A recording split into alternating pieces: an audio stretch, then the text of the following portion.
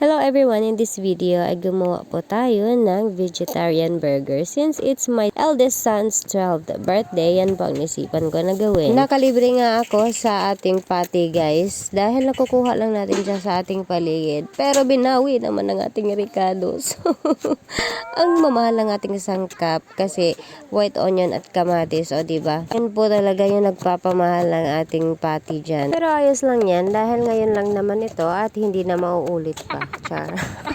Pero yung atin talagang ginawa or ginamit na pang patty ay puso lang ng saging. Pero trust me guys, takaw, para po talaga siyang beef, o diba? At ayan na nga guys, na ready na ang ating mga recados dyan. Kasi yung ating chest ay nakalimutan natin na isali sa ating videography. Hay nako, makakalimutan na ang lola nyo. Kaya ayan, atin na lang pong hinuli ang ating chest.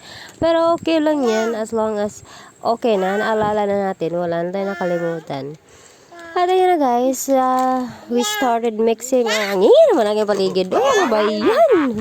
Nagkikaboy sa upo naman aking bebe. So alam nyo na guys, ayan po ang ating dressing. Atin na pong minix. Nilagyan po natin ng konting iodized salt, ang ating ketchup at ang ating mayonnaise. Tapos may konting durog na paminta o powderized na pepper. Tapos yun naman ay atin namang inihalo na ang ating patty na may cornstarch, asin, bawang, white onion at saka atin pong powdered ano ngayon? Powdered paminta, o diba? Ang dull na ng ating brain dyan, hindi na nakakaalala guys.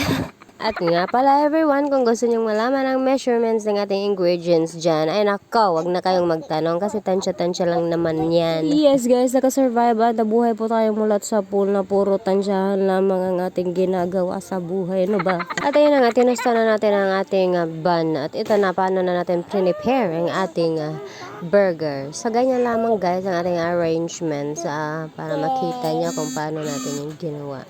Ganyan lang po kasimple pero sulit na sulit yung lasa guys. Pack na pack. At OMG, napagtagumpayan po natin ang hamon ng buhay na ito na gumawa ng burger. Pero sa totoo lang talaga everyone, napakadali lang naman gumawa ng burger. Kung resourceful ka at creative at nakikita mo kung ano yung mga bagay o mga sangkap na po pwede mong i-replace doon sa talagang mga ricados ng isang burger, ay makakagawa po talaga kayo ng inyong sariling burger, sariling version, yung version ng inyong sarili, ano ba, burger o sarili?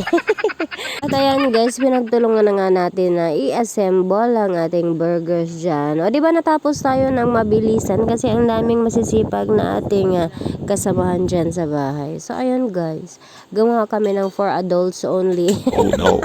Ang swak.